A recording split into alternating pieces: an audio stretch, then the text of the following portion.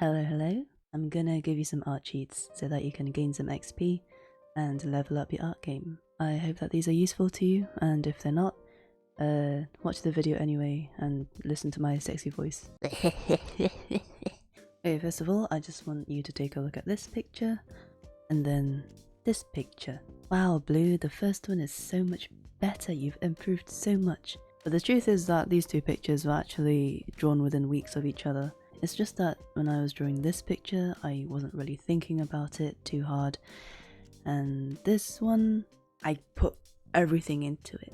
Alright, first, I'm going to say that nothing is as smooth as you think it is. Not the table, not your idol's skin, and not my brain either. Shocker, I know. Most things have a texture to them. Look, texture. Get out of the way.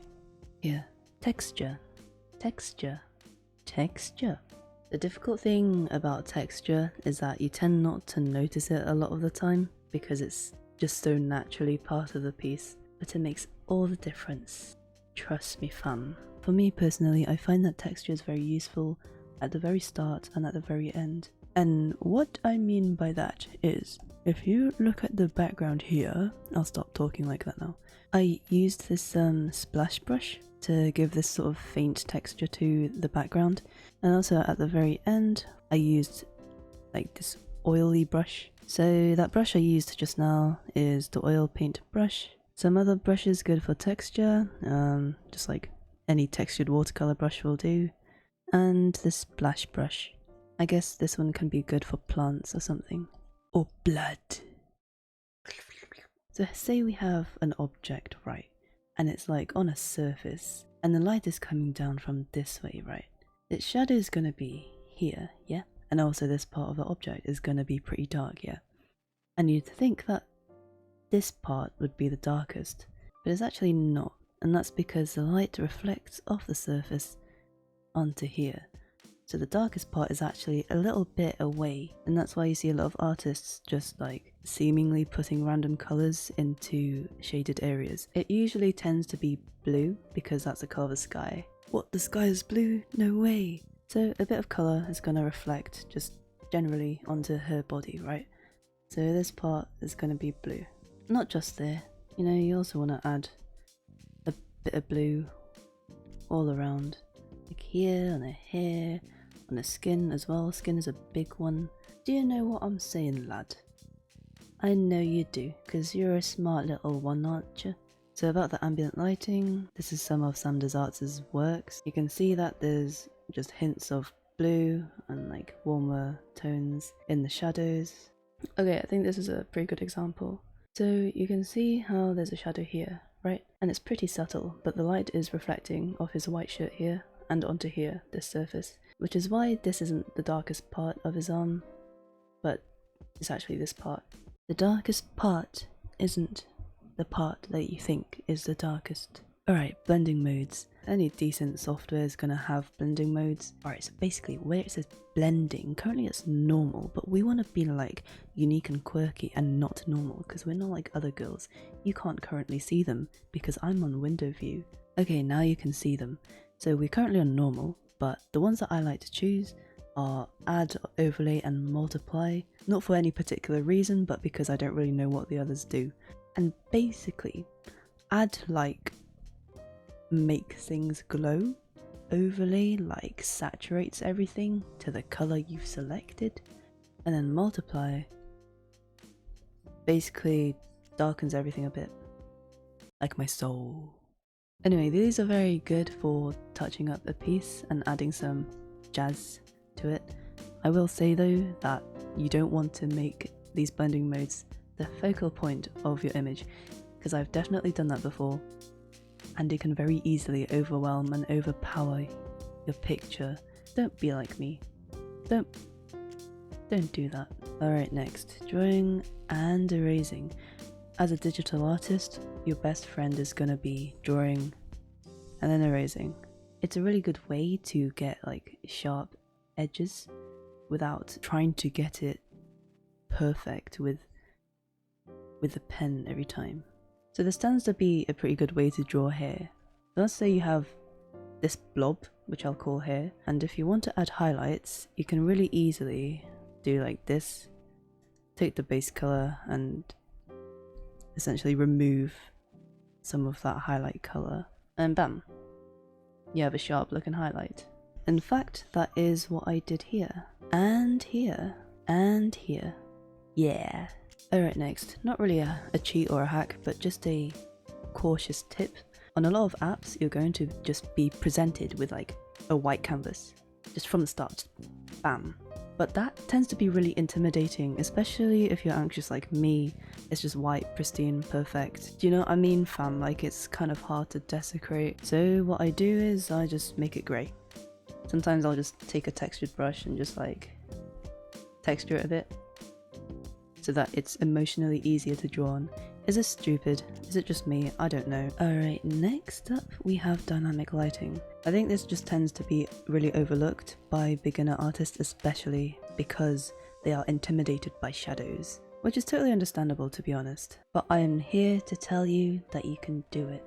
Embrace the darkness.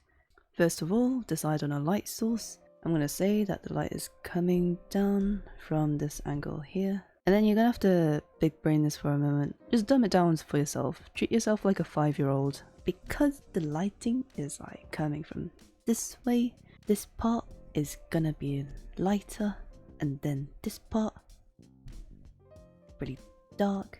And also the underside of the chin is always dark because face, and then the nose points out, and because the light is coming from this way, the shadow is gonna be like, that's terrible, let's try again. And because the lip also juts out, there's gonna be a shadow there too. That's a really simple gist of it. Shadow, no shadow. Shadow, no shadows. To be fair, the bright part just kind of looks like he got pooped on by a bird. I tried the draw and erase strategy, but somehow it looks even more like he got shat on by a bird, or like someone cracked an egg on him. He got cracked on by an egg. Sorry, these aren't art tips. This is dumb. Alright, next. Basically, if you have a picture that's like this, draw it like this. Say for example, we have a picture of this guy. Rather than leaving the picture like this, it's better to do it like this.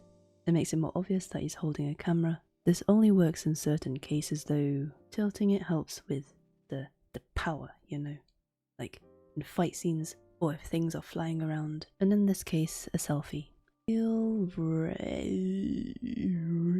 Next two, first of all, flip the canvas. Second of all, take breaks. For example, I was drawing this one and then I posted it online, and then someone told me that the eyes looked a bit off, and I didn't really notice because I'd just been staring at his face for so long. So 2 ways to counteract this is, firstly, to flip the canvas, and if you do, you're a lot more likely to spot mistakes and stuff. But sometimes I also feel that it doesn't really work. After flipping the canvas like a million times and then fixing things a million times, your eyes also get accustomed to the flipped image. So what I do is I just go away and I don't look at it. Yep, that is a tip. To do art, just don't do art. I'm sorry, come back. No, but once you haven't looked at it for a few days and then you come back with a fresh set of eyes, you're gonna notice exactly what is wrong. And I just didn't do that with this one. Right, so the next two aren't really tips, but they are websites to help you. Firstly, Pose Maniacs. It, surprise surprise, gives you poses. But not only does it give you poses in the style of Titans, it also gives you different lighting modes. You can choose to have horror lighting if that's what you're going for. Poses are separated by the type of action. You can twisting neck. What? Eh? Oh, as in the neck is angled, right? What did I think? Yeah, there's a bunch here. I personally like the idol ones. It just looks like a bunch of titans, like... Alrighty, so the next one is colorhunt.co. It's just a bunch of color palettes that are guaranteed to look good together. Ow! Oh, I bit my gum.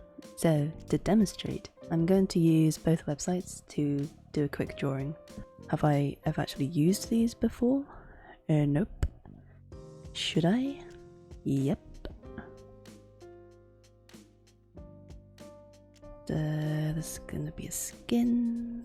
Let's say this will be her hair, and her clothes will be purple. I never use this kind of color palette. I'm getting quite attached to her. Yo, she kinda cute though. And if I take away the super messy line art, you can see that all the colors work pretty well together. Okay, that's all I had for you today. I'm Blue Hazel, and you're gorgeous. See you next time. Click here for the next video.